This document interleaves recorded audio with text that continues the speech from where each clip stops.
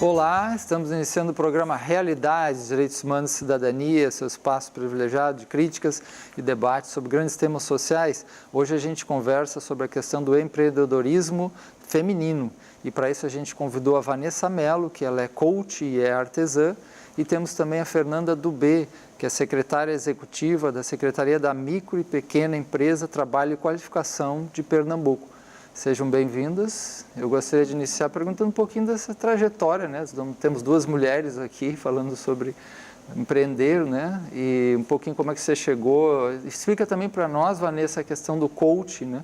O que é esse? Muita gente não conhece a expressão, tem uma expressão estrangeira, né? E como é que um pouquinho dessa sua trajetória também de artesã, né? Bem, primeiro, sou coach artesã, sou formada em administração também. Depois, iniciando essa trajetória, eu comecei no coach há um ano e depois de um certo tempo eu busquei a parte social do coach, que é justamente voltado e direcionado para o empreendedorismo feminino, que é o meu foco. E utilizo o artesanato também como forma de ajudar essas mulheres a desenvolver suas habilidades. No caso do que é coach, coach é o processo, tem como objetivo direcionar você do ponto A ao ponto B, levar ao seu objetivo. E o coach social é justamente utilizar essas habilidades femininas com habilidades que a gente consegue desenvolver nesse empreendedorismo social, nesse coach social, para que elas desenvolvam suas competências e realmente atinjam o seu objetivo. Quer dizer, o coach é um tipo de... Você faz um acompanhamento, um aconselhamento, pensar em estratégias para a pessoa modificar uma situação, como é que é um pouco isso? Utilizamos técnicas e habilidades no processo, e aí é determinado em conjunto com a pessoa, com a empresa, se for o caso, e justamente vendo a dificuldade que ela tem, que se encontra, e a gente vai buscando técnicas e desenvolvendo as habilidades para que elas realmente alcancem o seu objetivo. Legal. Depois ela trouxe alguns artesanatos que ela faz ali, uns bonecos bem legal, a gente vai mostrar depois aí, bem interessante. Mas a gente tem a Fernanda Dubé, né, fale um pouquinho também dessa sua trajetória, né, na secretaria, e uma secretaria também, na minha ignorância, não conhecia, né, do microempresa, pequena empresa, né. Olá, Marcelo. Olá, Vanessa. Obrigada pela oportunidade de estar aqui, podendo conversar com vocês. Então, eu sou advogada, sou pós-graduada em Direito Público, já ocupei outros cargos na gestão pública, sou empresária e hoje estou como secretária executiva, como você tocou no assunto, a Secretaria de Micro e Pequena Empresa, Trabalho e Qualificação do Estado de Pernambuco. É importante dizer que é uma secretaria extremamente importante. Só há a nossa e mais uma no Brasil. E por que ela é extremamente importante? 93% dos negócios no Brasil, e esse percentual se repete em Pernambuco, são micros e pequenas empresas. 93%? 93%. Incrível, né? Empregando no Brasil 52% da mão de obra formal e em Pernambuco 48%. Outro dado interessantíssimo da micro e pequena empresa é que se você pega a estatística e o número de desemprego, você vê que ela é muito mais resistente à crise, né? Ela desemprega muito menos trabalhadores do que as grandes empresas, que são logicamente importantíssimas também. Por isso que a gente tem também dentro da nossa secretaria a parte de qualificação profissional que atende às empresas de todo o porte. Mas esse dado que você traz é interessante, porque talvez significa, olhando assim, a grosso modo, né, teria que fazer maiores análises, se houver uma descentralização maior, um aumento dessa própria setor das microempresas, empoderamento talvez mais desses pequenos, isso pode ser interessante em termos da própria economia ou até para em questão do desemprego mesmo. Você vê isso ou não? Não tenha dúvidas, há uma tendência mundial no crescimento dos pequenos negócios. Então, com certeza absoluta, há políticas de apoio, de incentivo à micro e pequena empresa que vêm sendo estudadas, que vêm sendo elaboradas e aplicadas, fazem com que a gente tenha uma injeção na economia bastante substancial. Certo. Eu queria colocar para vocês ainda sobre, Vanessa trouxe a questão do artesanato, né? A gente vê que cada vez mais pessoas trabalham com isso, né? Vários formatos de artesanatos, a gente vê uma riqueza muito grande no Brasil, do norte, nordeste, no sul, você encontra, né? Isso tem... Qual é o papel desse tipo de trabalho, assim, hoje para a questão da empregabilidade, da própria economia, né? E como é que vocês veem isso? No meu caso, eu acredito que o artesanato, a pessoa consegue ter uma renda com poucos recursos. Então, muitos artesanatos, que tem uma escala enorme aí que engloba a parte artesanal, mas acredito que é válido você que não tem muitos recursos, né, está desempregado, quer uma fonte de renda, o artesanato ele entra como meio fácil, né, inicial, para que você desenvolva o empreendedorismo e aí busque a sua renda. Diga. Não tenha dúvidas, com certeza é uma forma de você iniciar a sua geração de renda. Agora é importante dizer também que o artesanato, ele tem a ver com a unicidade, ele tem a ver com a exclusividade e é isso que cada vez mais os produtos de luxo querem imprimir. As pessoas, elas querem adquirir algo que tenha a cara delas, algo que tenha sido manual, algo que tenha sido feito realmente pelas habilidades humanas. E o Brasil e Pernambuco é muito rico, há muito que se explorar na questão do artesanato. Nossos doces, nossas rendas, são elementos assim riquíssimos que têm um valor agregado altíssimo no Brasil, ali para o sul, para o sudeste, fora do país. Então é muito importante que a gente faça o quê? Que a gente conecte essas pessoas que têm as habilidades àquilo que o mercado está procurando. Então, ensinar a essas mulheres e aos homens também que fazem o artesanato a pegar a tendência daquilo que o mercado quer absorver com um alto preço. Uhum.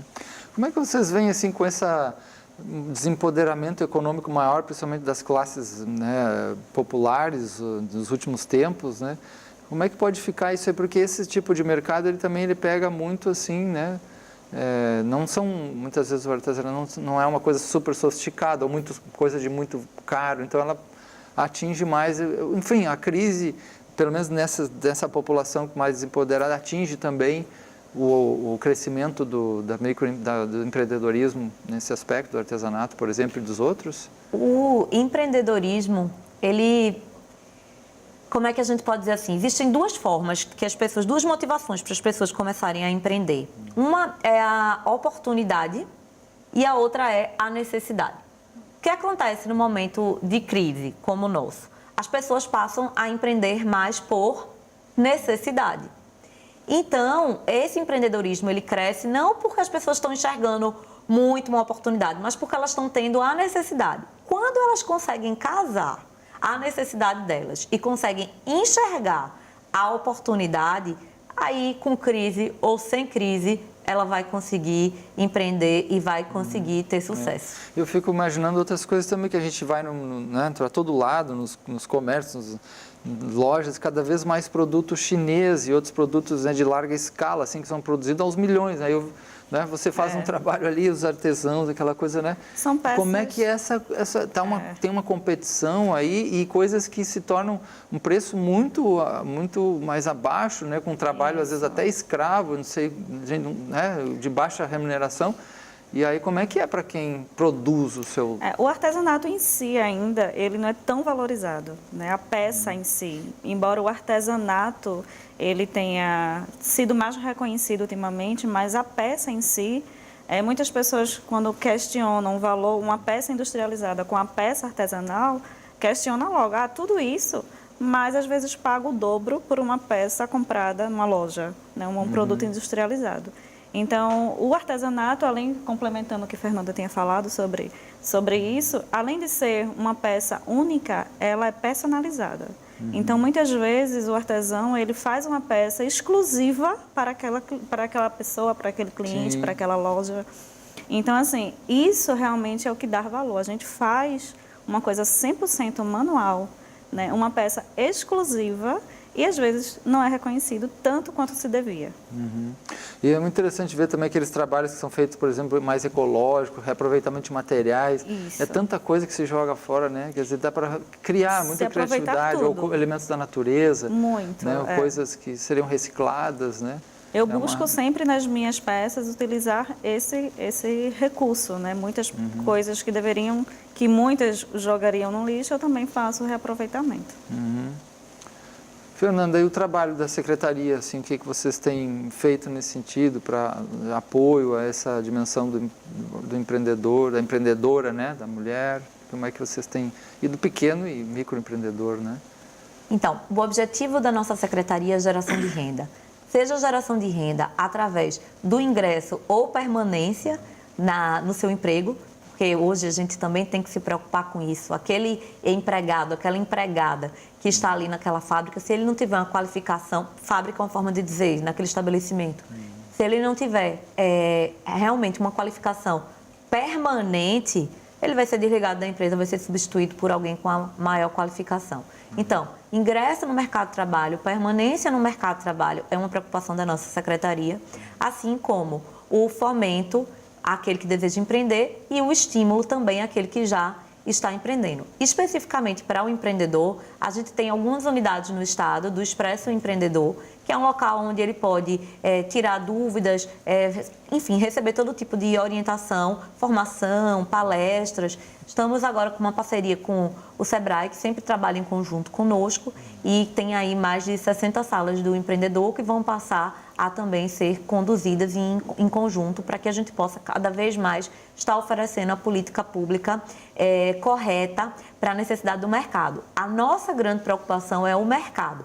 Então, se a gente vai, de repente, levar para um determinado município de Pernambuco um curso, a gente vai procurar saber qual é o mercado dessa cidade e das adjacências dessa cidade. Absorve esse empreendedor, esse produto ou serviço que ele vai oferecer? É sempre essa a nossa preocupação. Não é qualificar e levar a política por levar. É realmente levar algo, e para isso a gente faz um diagnóstico, que possa efetivamente fazer com que ele saia do nosso programa gerando renda.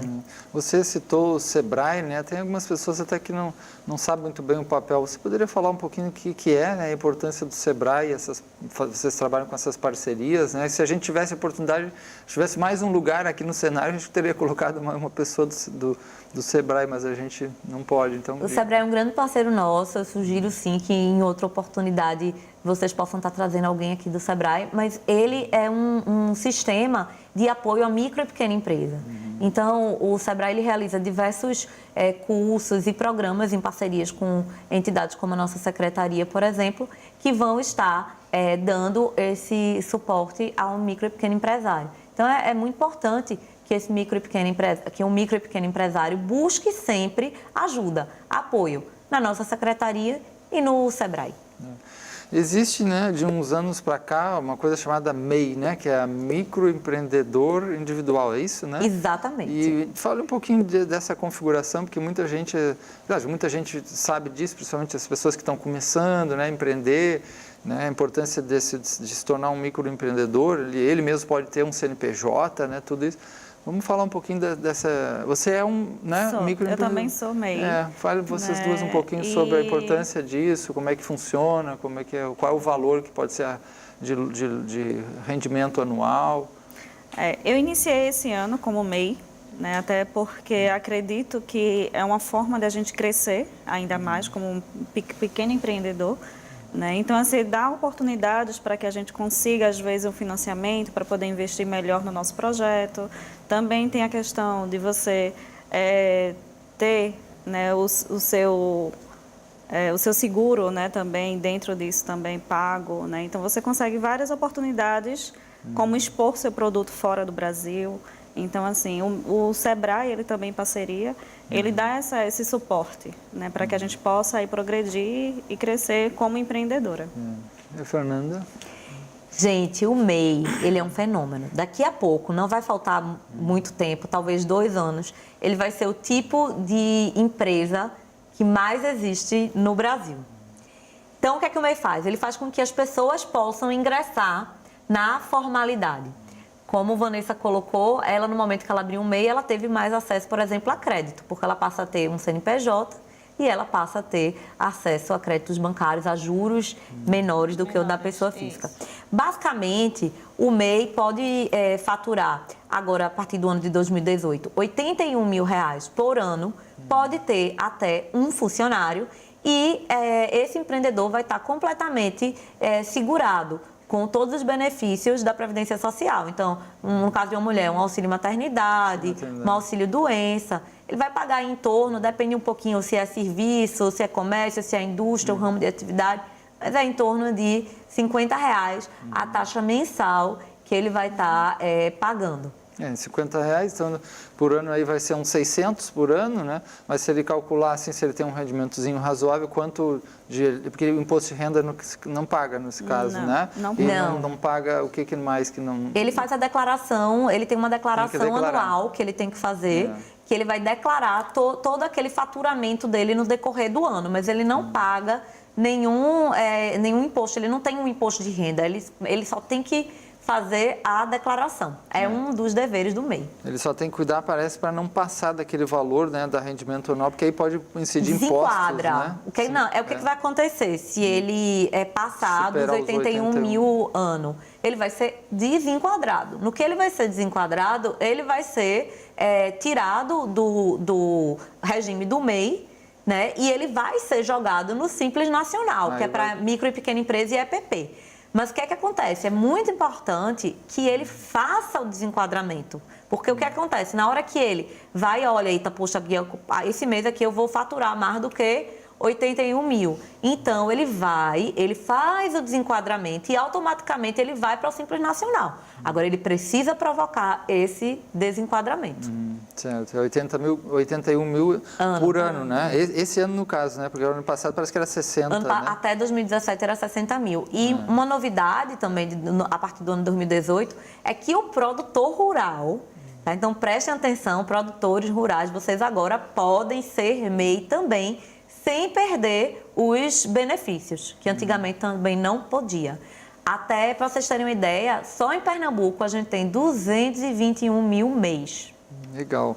Bom, vamos continuar a conversar sobre isso aí, mas agora a gente tem que fazer um intervalo e voltamos em breve.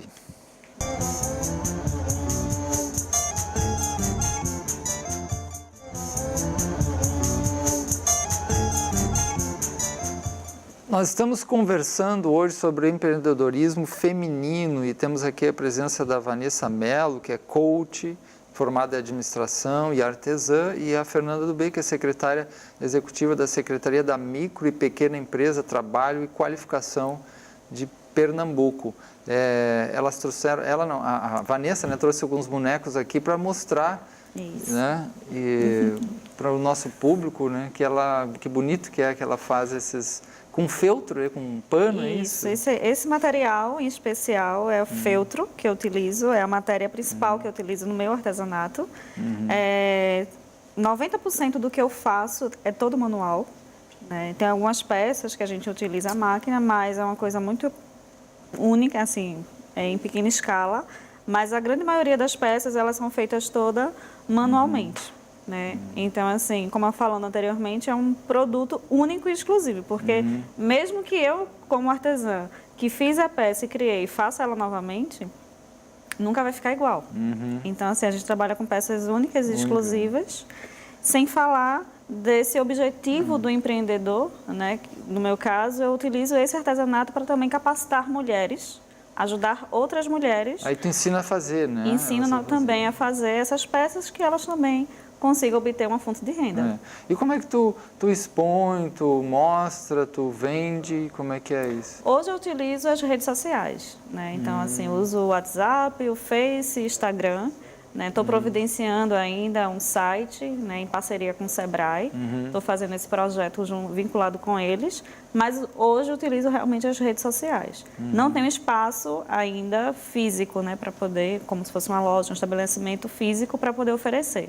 Então, eu vinculo muito as minhas peças e os meus cursos em outros ateliês de amigas parceiras, né? Então, assim, eu vou para o ateliê delas e faço todo esse treinamento em parceria. Em parceria, né? Porque aí a gente não fica só se organiza com outras pessoas, potencializa tudo, às vezes até os instrumentos, as coisas que possam, né? Que legal. Sem falar isso das aí. outras habilidades, né? Porque cada pessoa que trabalha com artesanato são habilidades distintas. Então, tem o feltro e tem outros materiais que a gente termina unificando e fortalecendo ainda mais o artesanato.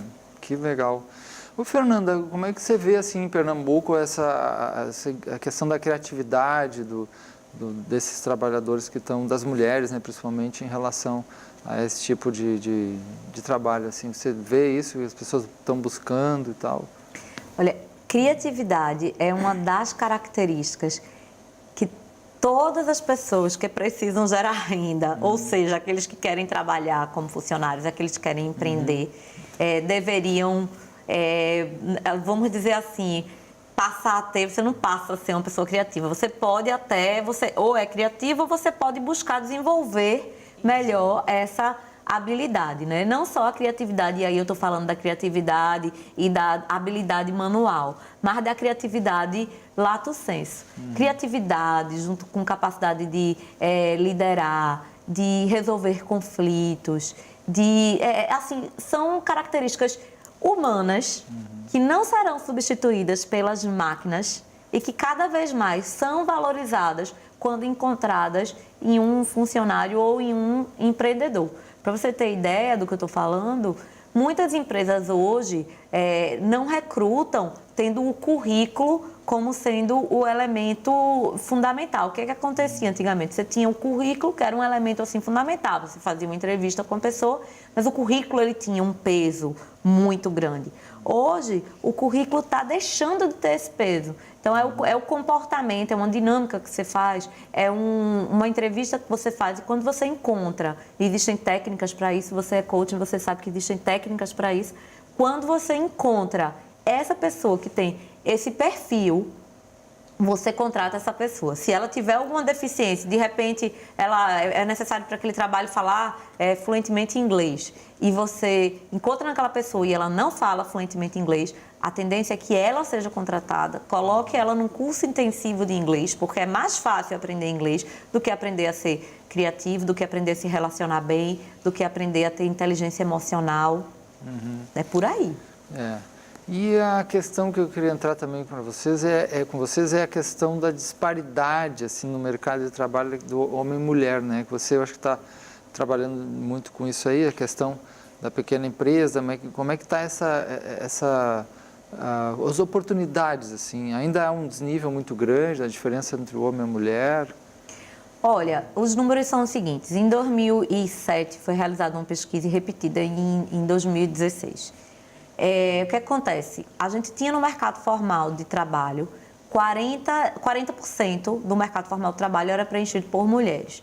Agora, em 2016, é 44%. Então, um aumento percentual de 4%. A diferença salarial diminuiu, era de 17%, diminuiu para 15%. Então, você tem, sim, essas diferenças devidas a fatores culturais.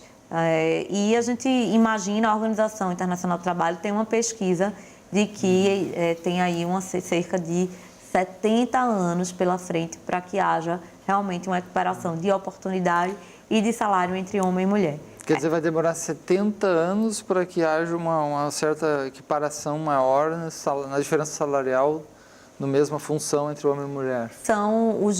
É o número que a Organização Internacional do Trabalho aponta. Agora, tem um detalhe que eu gosto sempre de dizer quando tenho oportunidade de estar conversando com as pessoas. E recentemente eu escutei isso, inclusive, do presidente do SESA. A gente sabe que é um centro de tecnologia que a gente tem aqui de ponta, né? Reconhecido por todo o Brasil, reconhecido fora do Brasil. E ele falava que a maioria das gestoras, das diretoras lá, quase que sempre, no decorrer dos anos, tem uma maioria de mulheres. Então, quando você pensa assim, em algo extremamente tecnológico, extremamente de ponta, onde você vê muito mais homens até nas universidades de engenharia, de computação, e como que essas mulheres, elas conseguem quase que sempre ser a maioria na gestão. Elas entram lá em muito menor quantidade, mas elas ficam mais na casa, porque lá os diretores são de carreira.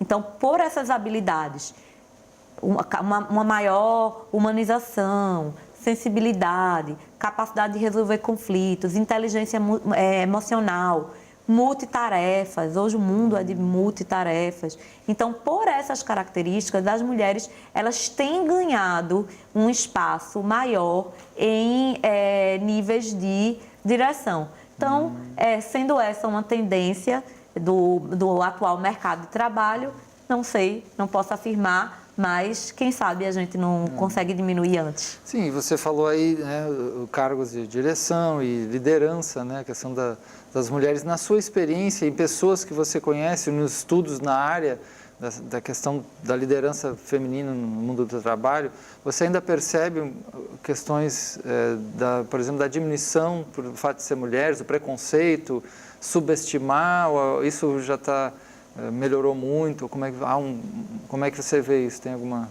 A mulher precisa se impor. Ela precisa se impor porque, sim, existe preconceito, existe machismo entranhado aí na sociedade inteira, inclusive nas próprias mulheres, né? Então, assim, muitas vezes é preciso se impor e não se atrapalhar. E, assim, passar por determinadas situações com firmeza e realmente é importante, é necessário, é fundamental. Eu, particularmente, nunca me vi assim, com um problema por conta disso, né? Você passa por determinadas situações que você diz assim, poxa, se eu fosse homem, talvez eu não tivesse escutado isso, talvez não tivesse sido bem assim.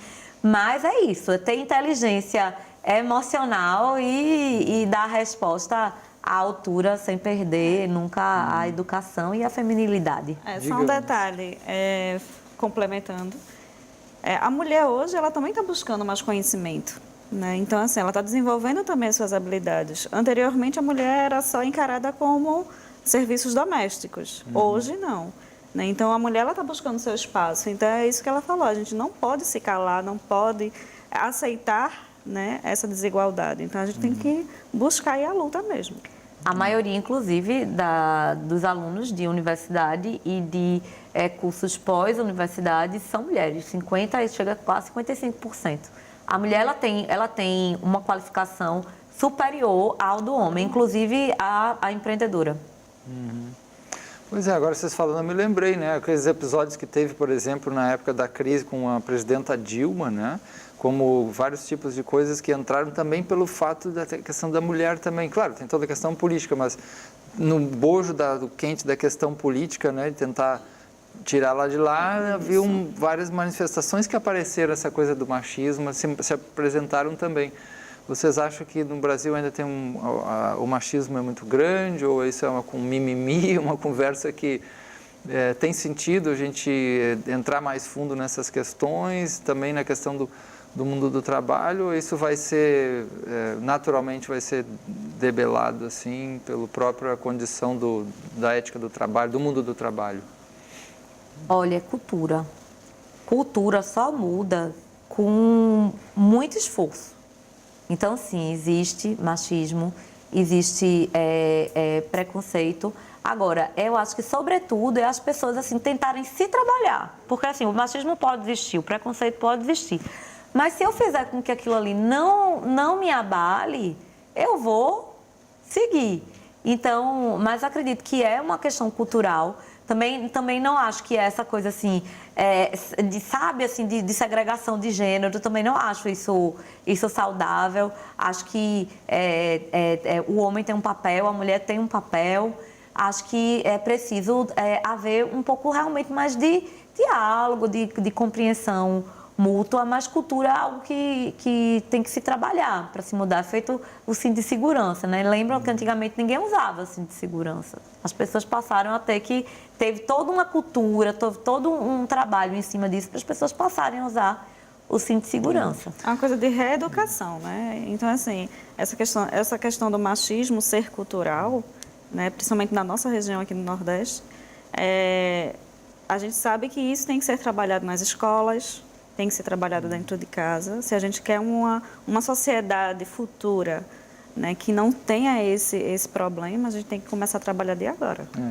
Nós fizemos alguns programas aqui trazendo a questão da mulher, né, do feminismo e alguns até também que lembramos agora da questão do trabalho, a questão do assédio no trabalho. Nós fizemos um assédio, tanto assédio moral quanto assédio sexual, e aí se percebe que ainda as mulheres ainda o lado mais fraco dessa história, né, que é um capítulo que também não pode ser esquecido, a questão do assédio, né? Como é que a Secretaria tem trabalhado nessa direção, opera também nessa discussão da questão das mulheres, da desigualdade, da proteção, dos direitos? Vai também ter uma conexão com esse?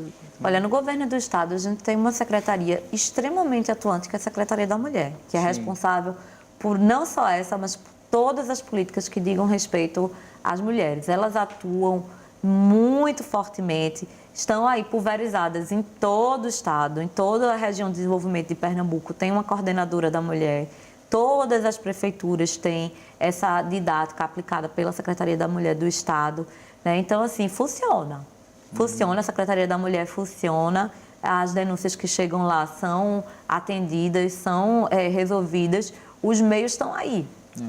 E sobre políticas públicas, assim, como é que vocês veem o apoio dessas políticas públicas do próprio Estado, mas também no país a essa dimensão da micro e pequena empresa? Porque a gente vê que, por exemplo, aquele discurso muito forte de atrair grandes empresas, porque vai gerar riquezas multinacionais, e parece que o olhar é quase todo para as grandes empresas. E aí você disse que são quantas, né? São nem 9, 10% no país, são grandes, maiores e médias. 7%. 7%. E aí 93% são pequenas e micro, é isso? Mas vamos lá, as micros e pequenas empresas, elas são 93% no país, 93,7% exatamente. Só que elas geram 27% do PIB, que é muita coisa. E geram 52% do emprego formal, a maioria do emprego formal. Metade do emprego. Só que, veja, elas geram 27% do PIB. Então, essas 7% de médias e grandes empresas, elas geram o restante do PIB. Então, o que é que tem que acontecer? As duas precisam de apoio. O empresário no Brasil, seja pequeno, seja médio, seja grande, ele precisa ter apoio, ele precisa ter um ambiente melhor para ele empreender. Claro que quando a gente vê essa tendência mundial de micros e pequenos negócios e vê a resistência deles à crise, vê que ele é quem mais emprega no país e, lógico, é o lado realmente mais frágil, ele precisa ter uma preocupação, uma política pública realmente eficiente voltada para ele. Mas você vê que isso tem acontecido nas nossas políticas brasileiras, por exemplo, de um apoio ao empresário brasileiro, ou a gente tem, por exemplo, uma força muito grande, uma expansão muito grande, por exemplo, da economia internacional e multinacional no nosso país? Como é que ficaria esse apoio? Você disse também é mais para o empresário brasileiro, seja ele pequeno ou grande, ou também nessa lógica mais liberal de trazer essas empresas e que é possível que muitas vezes elas, né, tomem conta também muito do mercado, né? Veja, esse é um tema que está sendo extremamente discutido, inclusive agora, nesse momento, nesse período que a gente está vivenciando. O ambiente empreendedor no Brasil, ele precisa ser cada vez mais, cada vez menos burocrático, ele precisa, sim, de uma série de reformas, que aí a gente precisava falar de um programa só para a gente tratar disso aqui. Agora, é preciso, sim, olhar para essas pessoas que empreendem. Empreender não é fácil, seja você um MEI, um pequeno empresário, um grande empresário. Empreender não é fácil, é realmente uma aventura. Então, é preciso, sim, que a gente possa contar com o apoio e com políticas públicas para isso. Eu me lembro quando era criança, como haviam na região que eu morava, assim, quase que cada quadra, assim, ou 2 quadras nas esquinas, você tinha um pequeno armazém, aí uma quantidade enorme de feiras, pequenas feiras. Aí quando foram chegando alguns grandes multinacionais de supermercados e outras empresas também, elas foram sumindo, assim. E os shoppings também, né? Interessante essa concentração. Aí não sei como é que fica para as pessoas que são pequenos, né, competir com algumas coisas muito grandes, ou com a China, que agora faz produtos quase de graça, assim, né, e altamente insustentáveis, que não duram nada, na maioria das vezes também, né, a situação não está não está fácil, né? Mas vamos continuar esse debate, vamos fazer um pequeno intervalo e voltamos logo em seguida com esse importante tema aí do empreendedorismo feminino aqui com as nossas convidadas. Voltamos logo, logo.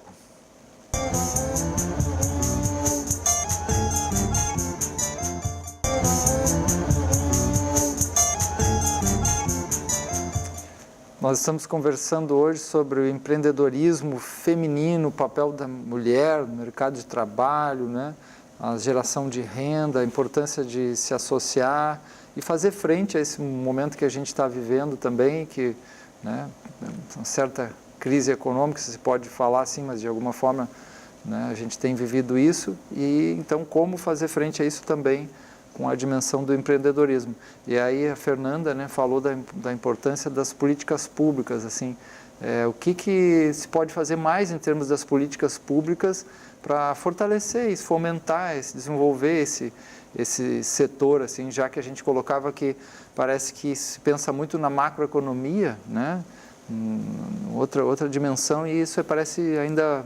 né, houve um avanço, claro, né, a gente falou aqui da MEI, da microempreendedor individual, de tudo que, né, a importância que tem organismos como o SEBRAE e várias políticas que foram feitas, né, mas parece que é um momento de fortalecer mais isso, não sei como é que você vê. Então, aquilo ali que eu já falei, a busca de um melhor ambiente empreendedor, que depende de várias estruturas de poder em vários níveis do país, mas também é aquele que empreende ou que deseja empreender procurar. Como eu coloquei aqui, existem os Expresso Empreendedores espalhados pelo estado de Pernambuco, o SEBRAE tem suas unidades, a Sala do Empreendedor, que é agora em conjunto, o SEBRAE e a Secretaria, são ferramentas que estão aí à disposição do empreendedor.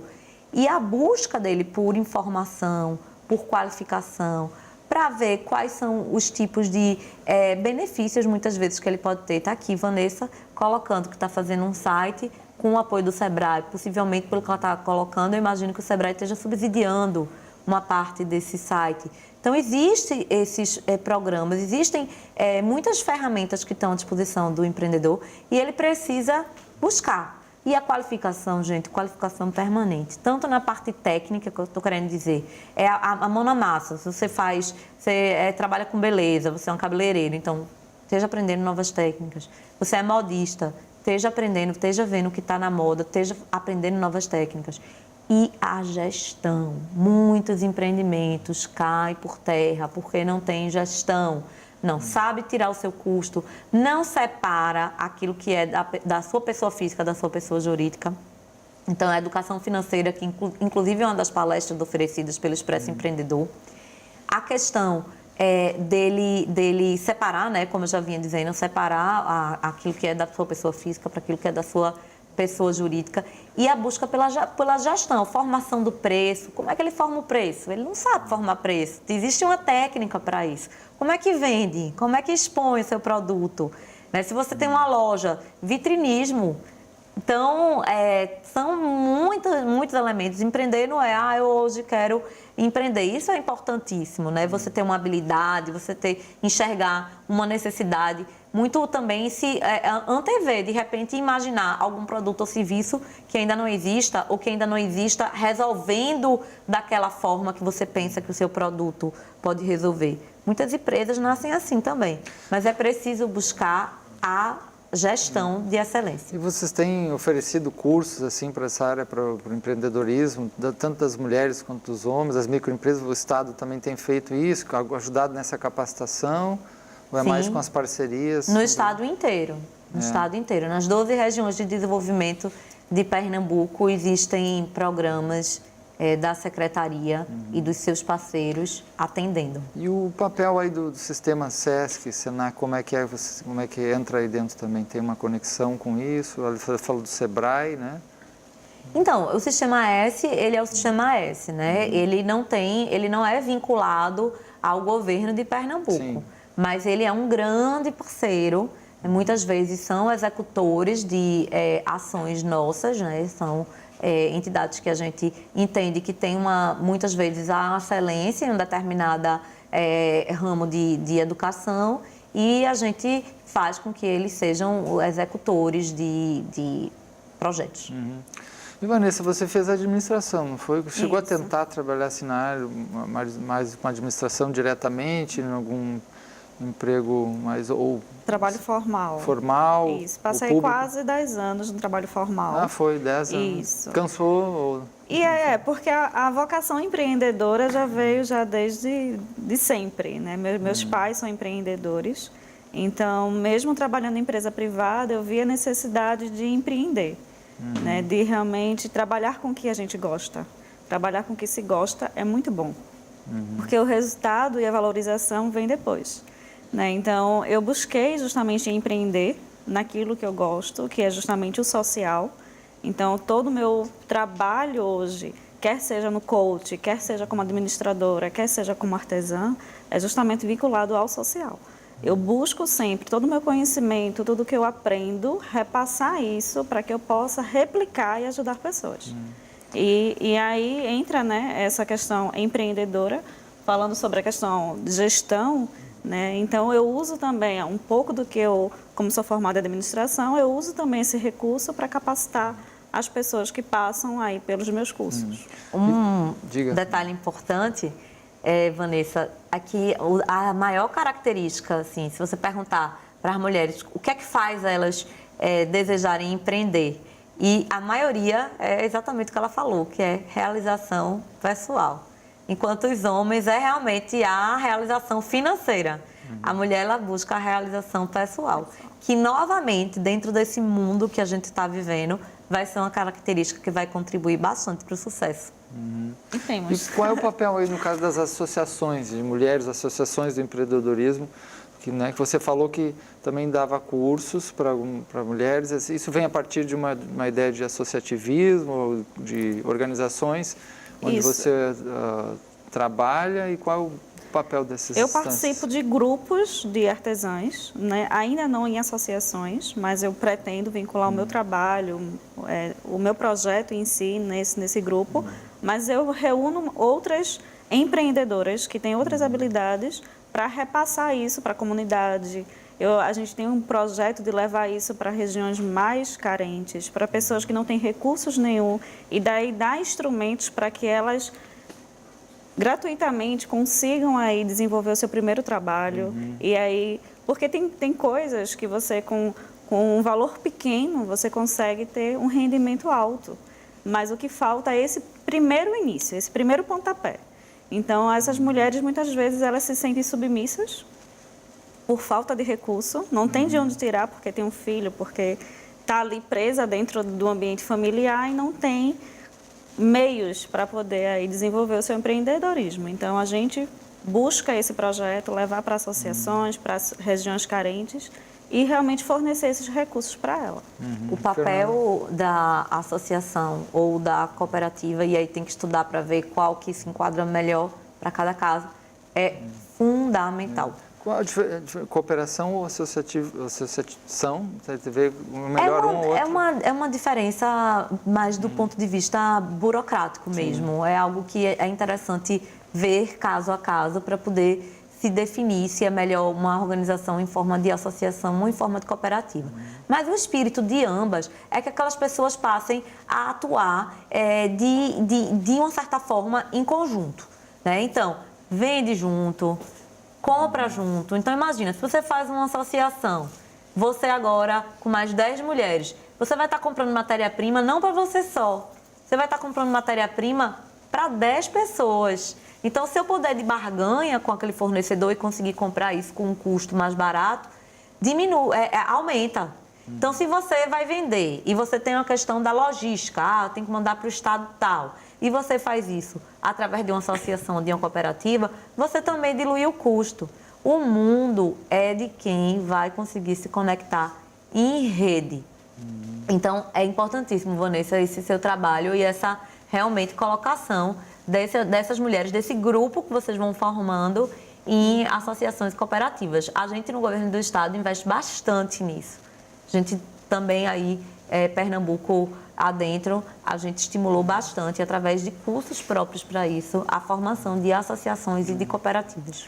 E uma pessoa que está querendo começar, assim, empreender algo, como que vocês aconselhariam, assim, tanto em termos, né, da questão mais que seja dos valores pessoais, quanto assim do procurar tipo de recurso, como é que ela vai tecnicamente pensar, o que, em termos até da legislação também, como é que ela pode se orientar nesse sentido para empreender, uma iniciante. Só um detalhe, falando sobre isso, quando eu vou falar com um grupo de mulheres, né, e falar um pouco dessa questão empreendedora, eu sempre pergunto o seguinte: o que é que você gosta de fazer? Porque se você começar a trabalhar e querer empreender em algo que você não gosta, que você não tem um perfil para aquela atividade, 90% tem aí chance de não dar certo.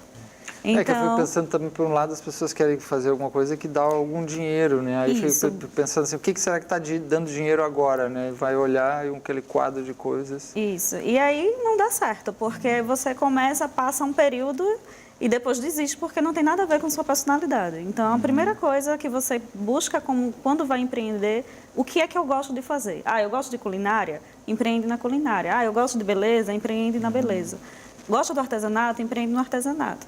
Então, eu me descobri justamente empreendedora, né, no social vinculada ao artesanato, porque é uma habilidade que eu já tenho, né, que eu já desenvolvi no decorrer do tempo, mas era uma habilidade que eu já tinha e vinculei isso ao empreendedorismo. Né? E hoje é a minha fonte de renda. O artesanato, junto com outras atividades, é a minha principal fonte de renda. Tá conseguindo fluir. Isso, com muita luta, né? Porque, como você falou, os produtos chineses chegam aí, os industrializados, e realmente é uma concorrência desleal. É uma concorrência desleal. E aí, às vezes, o artesanato ele não é tão valorizado ainda. Né? Mas a gente, com muita luta, a gente vai buscando seu espaço. Fernanda? Mas cada vez mais, é verdade, você tem todos esses problemas para enfrentar. Mas você tem aliado seu a questão de que as pessoas estão buscando produtos únicos, produtos exclusivos, isso, a experiência, sabe? Então, é importantíssimo que você, por exemplo, o artesão, ele conte a história. Por que comprar essa peça? Não é, botou aqui o artesanato. Como é que essa peça está exposta? Como é a embalagem dessa peça? Vamos fazer um tagzinho explicando a origem dessa peça, que ela foi feita manualmente, que ela foi feita assim, que ela é de origem da matéria-prima, né? Então, são elementos que você colocando, que você inserindo, você vai tornar o teu produto, com certeza, mais competitivo. O artesanato tem muito lugar no mundo que a gente está vivendo hoje. Você, Fernanda, tem na Secretaria, vocês têm os dados, assim, por exemplo, também do quantitativo de fechamento dessas micro e pequenas empresas, do endividamento também, se isso aumentou, como é que é também a abertura, você falou, acho que está aumentando a MEI, né? Mas os outros também, como é que está esse quadro nesses últimos tempos agora, tanto do crescimento quanto da possível, né, falência, da possível, né, não dá certo. Bom, de 2014 a 2016, o Brasil enfrentou a maior recessão da história dele. Então, é impossível, mesmo que tenha a história do empreendedorismo de necessidade, é impossível o quantitativo de empresas estar crescendo em comparativos com 2013, com 2014, com 2012, com 2011. Se você pegar o número de empresas que eram abertas nesses anos onde a gente não estava em recessão e o número de empresas que são abertas na recessão, logicamente há uma queda, como também há um aumento de fechamento dessas empresas. Não é possível, de forma nenhuma, no cenário de recessão, ter um resultado diferente disso. Agora, aquilo que mais se abre são micros e pequenas empresas. Aquilo que mais se abre são os MEIs. Que é em período, então uma ligação direta também, que mesmo aumentando o desemprego, é possível, vai aumentar os MEI, que as pessoas querem, né? De alguma forma seria isso. Então o próprio aumento do desemprego está num bojo de crise, mas vai gerar aumento pelo menos das microempresas. Mas não é uma relação direta, assim, direta, sabe? Em economia existem muitos elementos que entram para você poder analisar o quadro. Então não é uma relação direta. Agora, claro que existe sim aquelas pessoas que não estão conseguindo emprego e resolvem empreender, né? E isso é na casa de milhão, com certeza. Isso já foi objeto, inclusive, de alguns de alguns estudos. E um pouquinho a gente falar assim das mulheres, vamos falar um pouco da terceira idade, como é que está o empreendedorismo na questão da terceira idade, né? Porque às vezes é esquecido, né? Essas pessoas falam muito jovem empreendedor, né? Força empreendedora, mas como é que olham para esse segmento da terceira idade, do empreendedorismo, Fernanda? Vanessa, quer falar alguma coisa sobre isso? Quero.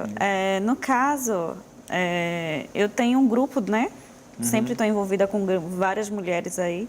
E dentre elas, tem mulheres de 70 anos que já são aposentadas, mas buscam uma renda, buscam empreender, porque se sentem ativas. Então, essas mulheres da terceira idade, elas estão buscando também seu espaço. E uma diferença das mulheres mais jovens é porque ela já passou aquela ansiedade de buscar o meio financeiro, ou seja, o suprimento. Né? Então, enquanto a gente tem uma idade mais jovem, a gente está buscando empreender para se manter. A diferença da terceira idade, ela busca realmente como inovação, como se manter ativa, mostrar o trabalho dela, mostrar que ela ainda pode e tem competência de fazer algo novo. E você está trabalhando como coaching, né? Como é que você tem acompanhado assim, esse setor, esse segmento? Assim? Nos meus cursos, quando eu faço, a gente começa a perceber o quê? Mulheres que estão apenas fazendo o curso como passatempo e mulheres que buscam o curso como meio de renda. Nesse meio de renda, nesse grupo que entra nesse meio de renda, o que é que eu faço? Eu auxilio elas a empreenderem. Então, aí a gente entra na parte do coach e aí eu dou todo o suporte necessário para que elas comecem e desenvolvam e realmente se formalizem na questão do MEI, para que elas se encarem como empresa. Então, esse é o objetivo. Então, como coach, eu dou todo o suporte que elas precisam, a gente foca, faz um planejamento em conjunto, para que elas ali possam realmente se formalizar e ser empreendedoras. Vanessa, antes de começar a gente entrar no ar, a Vanessa tinha me contado sobre esse grupo, desse trabalho dela com as pessoas da terceira idade, então eu quis muito deixar para ela, porque acho que a experiência fala muito mais. Mas também colocando como experiência, a gente tem nos nossos cursos da secretaria, enfim, nos nossos programas, um quantitativo bem expressivo de mulheres e homens, mas sobretudo mulheres, que realmente são as aventureiras, a maioria né, que começam a empreender. E é muito, muito, muito gratificante ver o resultado, ver a felicidade delas, né, ver elas se sentindo úteis, gerando sua renda. É muito legal. É a questão do empoderamento, né? E aí você vê que elas se sentem vivas, né? Independente da idade. E eles já são avós, né? Mas elas se sentem vivas e ativas. Sim. Legal, gente. Chegamos ao fim do nosso programa, né? Poderíamos ter muitas coisas para falar sobre essa questão, né? Agradecer muito a presença, né, das nossas convidadas. Aqui tivemos a presença da Vanessa Mello, que é coaching, artesã, e também a Fernanda Dubé, que é a secretária executiva da Secretaria da Micro e Pequena Empresa, Trabalho, né, e Qualificação de Pernambuco. Obrigado a todos, até a próxima.